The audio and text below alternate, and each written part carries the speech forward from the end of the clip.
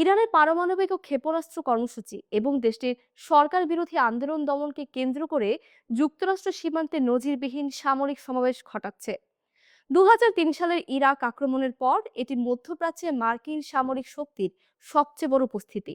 Wall Street জার্নালের প্রতিবেদনে বলা হয়েছে, ভারত মহাসাগরে অবস্থানরত নিবিড় শ্রেণীর বিমানবাহী রণতরী ইউএসএস আব্রাহাম লিঙ্কন এবং ইউএসএস জেরাল্ড আর ফোর্ড সহ একাধিক শক্তিশালী জাহাজ ও কয়েক ডজন আধুনিক যুদ্ধবিমান মোতায়েন রয়েছে। মার্কিন প্রেসিডেন্ট ডোনাল্ড ট্রাম্প ইরানি নেতাদের লক্ষ্য করে সম্ভাব্য বিমান হামলার পরিকল্পনা নিয়ে ভাবছেন। হোয়াইট হাউসের সূত্রে জানা গেছে, চূড়ান্ত সিদ্ধান্ত না হলেও কয়েক সপ্তাহব্যাপী বিমান অভিযান চালানোর একটি প্রস্তাব নিয়ে আলোচনা চলছে। লক্ষ্য হচ্ছে ইরানের রাজনৈতিক ও সামরিক নেতৃত্বকে নির্মূল করে বর্তমান সরকারকে উৎখাত করা। একই সঙ্গে পারমাণবিক স্থাপনাগুলোতে সীমিত আঘাতের সম্ভাবনাও রয়েছে। মধ্যপ্রাচ্যে মার্কিন যুদ্ধবিমান ও নৌবাহিনী তৎপর।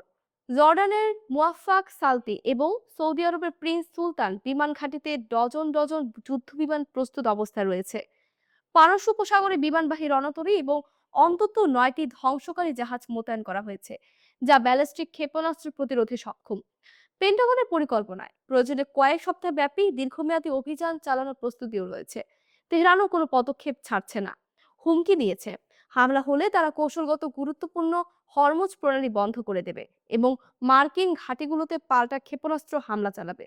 ইরানের পররাষ্ট্রমন্ত্রী আব্বাস আরাকচি বলেছেন, বেসামরিক উদ্দেশ্যে ইউরেনিয়াম সমৃদ্ধকরণ এবং পারমাণবিক শক্তি ব্যবহারের অধিকার থেকে তারা পিছু হটবে না।